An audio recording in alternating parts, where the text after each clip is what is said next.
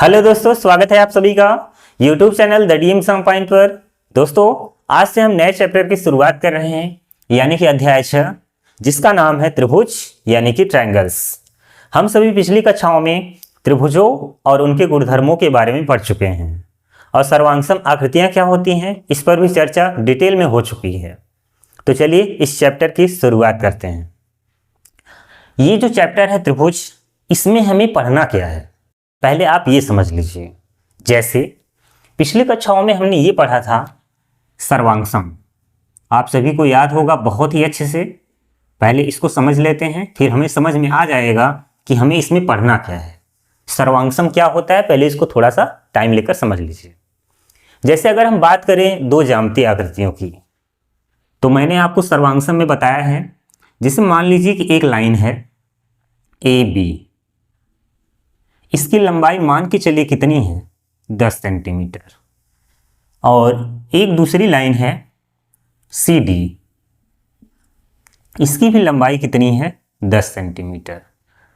तो अगर मैं आपसे पूछूं कि बताइए क्या ये दोनों रेखा सर्वांगसम है, तो आप कहेंगे हाँ है। क्यों? क्योंकि अगर ए बी को हम सी डी के ऊपर रखें या सी डी को ए बी के ऊपर रखें तो दोनों ही आकृतियां एक दूसरे को पूर्ण रूप से ढक लेंगी।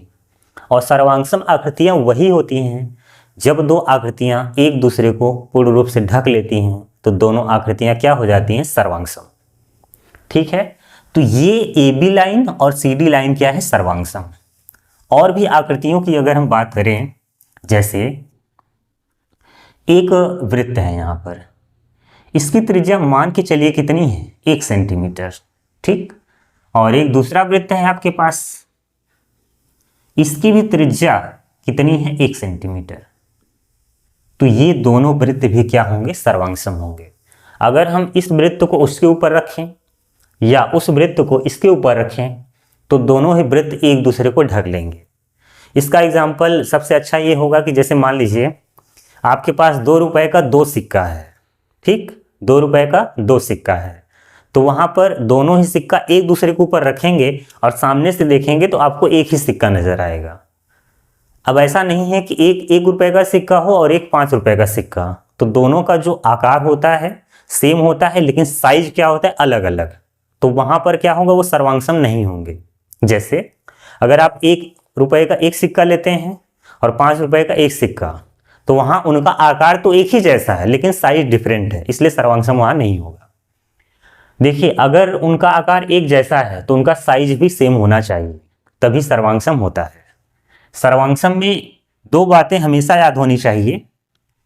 एक तो उनका है शेप यानी कि आकार, ठीक, और दूसरी बात है साइज यानी कि आमाप। अगर 2 ज्यामितीय आकृतियां शेप में और साइज में समान है, ये दोनों क्या होनी चाहिए, समान।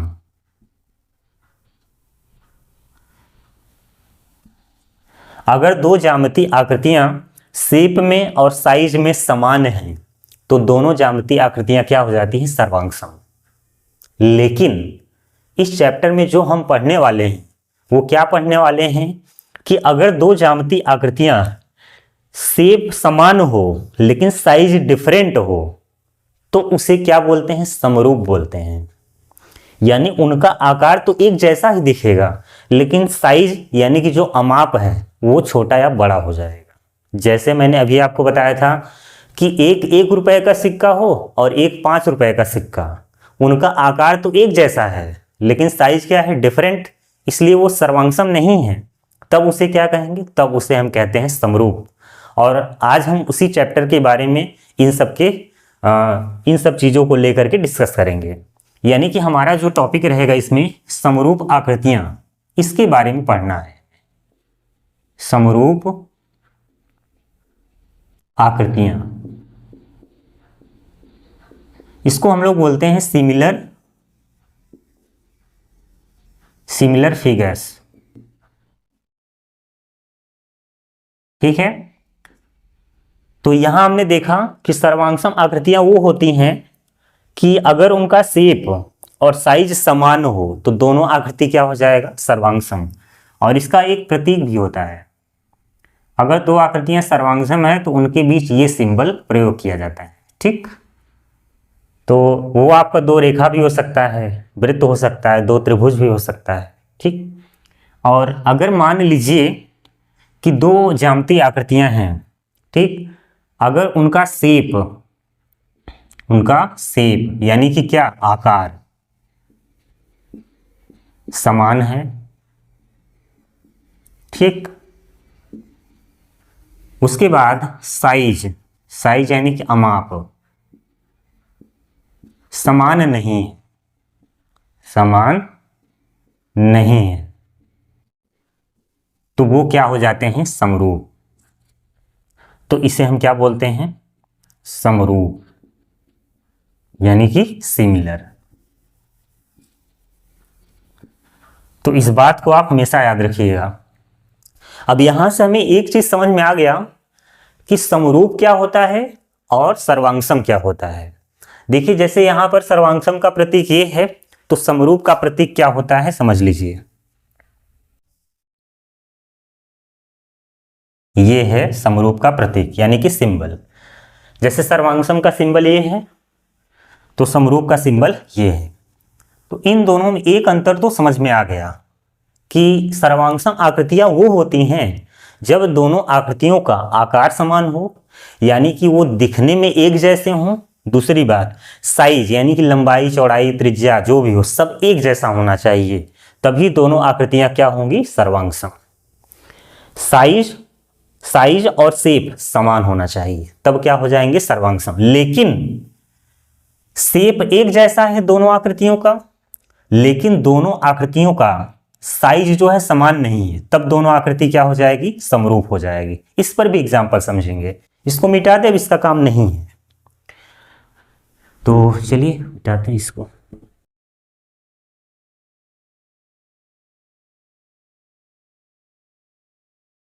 जैसे मान लीजिए हमने यहां पर लिखा है कि जो आकार है वो समान है, ठीक, यानी समान होना चाहिए, और साइज समान नहीं है। तो इस पर क्या एग्जाम्पल हो सकते हैं, मान लीजिए एक लाइन है ए बी,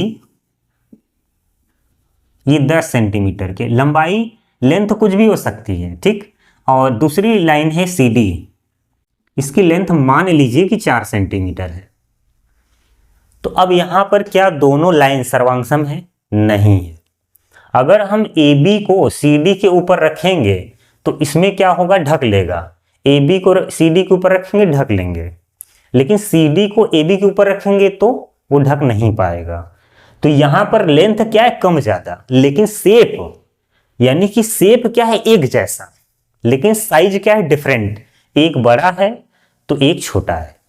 तो ये दोनों आकृति क्या है, समरूप है, सिमिलर, एक जैसे हैं, ठीक, यानी कि एक बड़ा है तो एक छोटा है। तो यहां पर ये दोनों आकृति क्या है, समरूप है, सर्वांगसम नहीं। सर्वांगसम कब होता, जब दोनों की लेंथ क्या हो जाती, बराबर।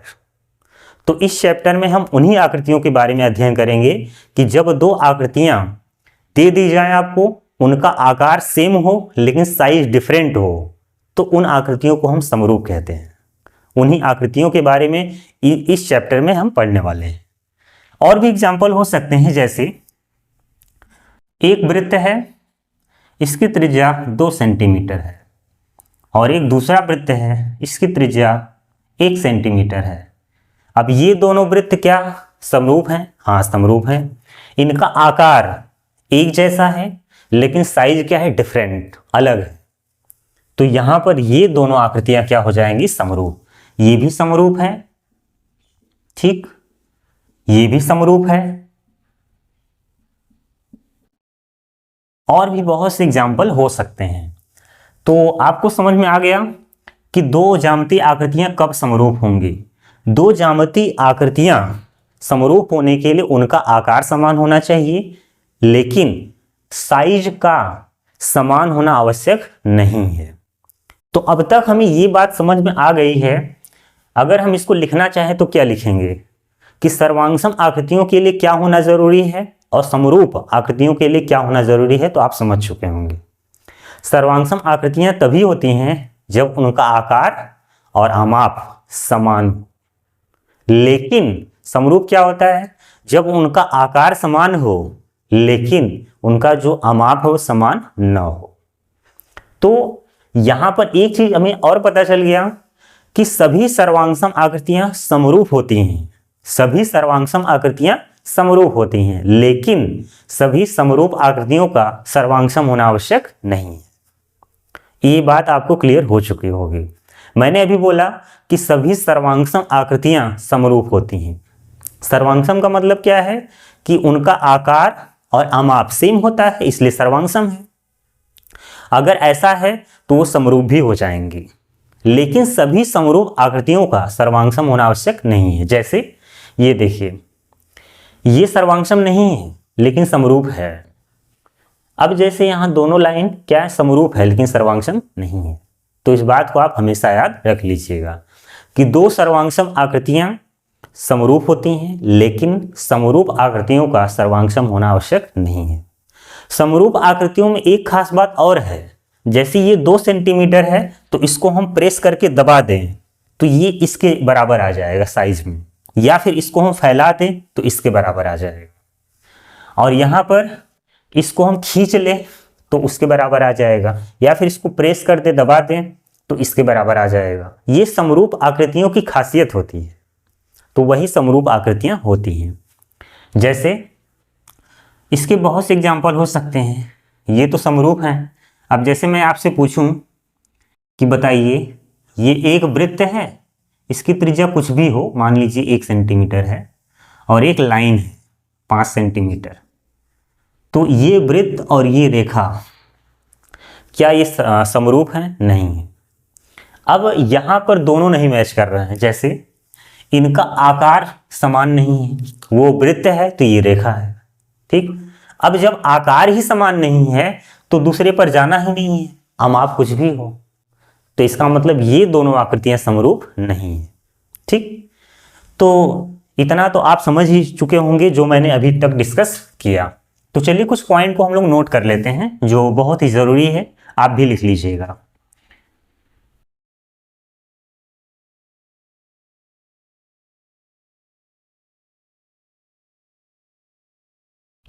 तो चलिए कुछ पॉइंट है यहाँ पर हम लिखते हैं।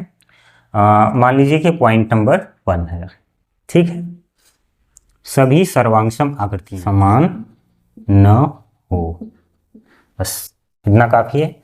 2 ज्यामितीय आकृतियां तभी समरूप होती हैं जब उन दोनों आकृतियों का आकार समान हो तथा अमाप समान न हो, तब वो क्या हो जाएंगी? समरूप। एक तरह से ये समरूप का डिफिनीशन हो गया, परिभाषा हो गया, आप इसे लिख सकते हैं। तो ये पॉइंट बहुत ही जरूरी है। और क्या पॉइंट जरूरी हो सकते हैं? सर्वांगसम के लिए क्या शर्त है? चलिए ऐसे शॉर्टकट में लिख लेते हैं हम लोग, ठीक। अगर 2 आकृतियां सर्वांगसम हैं तो उसमें क्या क्या जरूरी है? यानी कि शेप, आकार, ठीक है, और दूसरी चीज क्या है? साइज, यानी कि अमाप। दोनों क्या होने चाहिए? समान। अगर 2 आकृति है तो उनका आकार और अमाप अगर समान है तो दोनों आकृतियां क्या हो जाएंगी? सर्वांगसम, कॉन्ग्रुएंट। और समरूप के लिए क्या खास बात है? अभी मैंने बताया, यानी कि उनका जो शेप है, यानी कि आकार समान हो, लेकिन जो उनका साइज है यानी अमाप समान न हो। तो ये एक प्रकार से अंतर भी हो गया। सर्वांगसम का प्रतीक इस तरह से होता है और समरूप का प्रतीक इस तरह से होता है आपका, ठीक। तो ये दोनों अंतर भी हो गए, और ये हो गया समरूप के लिए जो खास बातें थी उसको मैंने यहाँ पर लिख दिया है। तो अगर आपको इस स्क्रीनशॉट लेना है तो ले लीजिए। अब हम बढ़ेंगे आगे की तरफ। तो चलिए इसको मिटा दें।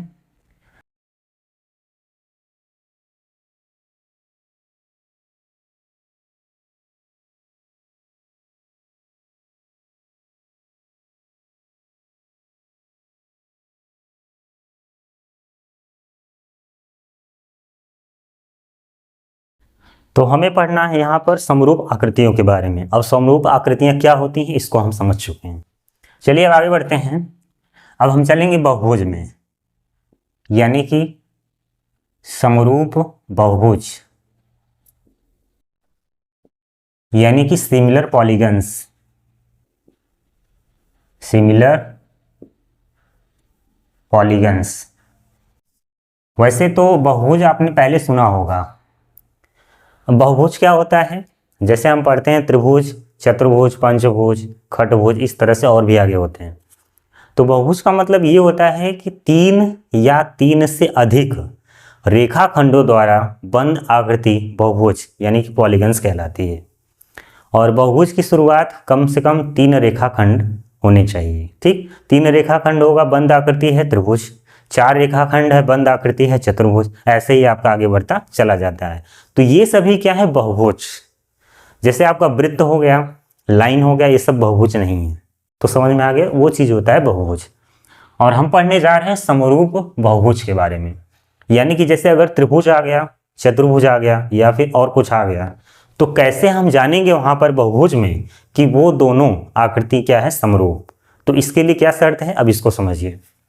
यहाँ लिखेंगे तो ये हो गया समरूप बहुभुजों के लिए शर्त, यानी कि भुजाओं की समान संख्या वाले 2 बहुभुज क्या होते हैं, समरूप होते हैं, यदि इनके क्या हो, संगत कोण बराबर हो और इनकी संगत भुजाओं का अनुपात क्या हो, समान हो। तो दोनों समरूप क्या हो जाए, दोनों बहुभुज क्या हो जाएंगे, समरूप। अब जैसे अगर हम बात करें त्रिभुज की, तो त्रिभुज कब समरूप होगा, इनके संगत कोण बराबर हो जाए, यानी कि तीनों संगत कोण बराबर हो जाए और इनकी तीनों संगत भुजाओं का अनुपात बराबर है, तो दोनों त्रिभुज क्या हो जाएगा, समरूप। ऐसे ही अगर हम चतुर्भुज की बात करें तो चारों संगत कोण बराबर होने चाहिए और चारों संगत भुजाओं का अनुपात समान रहना चाहिए। ठीक, तो दोनों बहुभुज क्या हो जाएगा, समरूप। यदि इसमें से एक कथन सत्य है, जैसे मान लीजिए 2 त्रिभुज है, इनका संगत कोण तो बराबर आ गया लेकिन इनकी संगत भुजाओं का अनुपात बराबर नहीं है, तो वो बहुभुज समरूप नहीं होगा। या फिर 2 बहुभुज हैं, इनकी संगत भुजाओं का अनुपात समान है लेकिन संगत कोण बराबर नहीं है, तो भी बहुभुज समरूप नहीं होगा। चलिए एग्जाम्पल समझते हैं यहाँ पर। जैसे मान लीजिए यहाँ पर देखिए, इस तरह से आपको आकृति दे दिया जाए, एक यहाँ चतुर्भुज है, इसका नाम है A B C D हो गया। ठीक, और एक मान लीजिए यहाँ पर है आकृति P Q R S। अब यहाँ देखिए, मान के चलिए इसकी लंबाई चौड़ाई कितनी है, 3 सेंटीमीटर ऐसे ही मान ले रहे हैं कि ये भी 3 सेंटीमीटर है, ये भी 3 सेंटीमीटर है। लंबाई तो कुछ भी हो सकती है, तो मान ले रहे हैं सभी की है 3 सेंटीमीटर। और यहाँ कितना हो जाएगा, मान के चलिए कि 5 सेंटीमीटर है, ये भी 5 सेंटीमीटर, ये भी 5 सेंटीमीटर और यहाँ भी 5 सेंटीमीटर है। अब देखा जाए तो संगत जो भुजाओं का अनुपात है वो समान आएगा लेकिन संगत कोण बराबर नहीं है, इसलिए इस आधार पर ये दोनों बहुभुज समरूप नहीं है। इनके कोण डिफरेंट है, संगत भुजाओं का अनुपात बराबर है, समरूप नहीं है। तो अगर कोई भी 2 बहुभुज समरूप है तो उन दोनों बहुभुज में ये दोनों नियम काम करने चाहिए, ये दोनों रूल उस आकृति पर लागू होना चाहिए। अगर इसमें से एक कथन सत्य है और दूसरा कथन सत्य नहीं है, यानी कि एक नियम काम कर रहा है और दूसरा काम नहीं कर रहा है, तो वो दोनों बहुभुज समरूप नहीं है। तो ये उसका एग्जाम्पल है। ठीक, चलिए आज के लिए इतना पर्याप्त है। समरूप आकृतियों के बारे में हमने बहुत कुछ सीख लिया है। अभी जो भी टॉपिक बचा हुआ है उसको समझ लेंगे, उसके बाद एक्सरसाइज पर चलेंगे। और आने वाले टाइम में हमें प्रमेय भी पढ़ने हैं, थियरम भी पढ़ने हैं, इसी क्लास में, इसी कक्षा में, इसी चैप्टर में जो भी इम्पोर्टेंट थियरम है उसको मैं यहाँ पर प्रूव कराऊंगा और एग्ज़ाम में भी आते हैं। तो चलिए मिलेंगे अगली क्लास में। जय हिंद, जय भारत।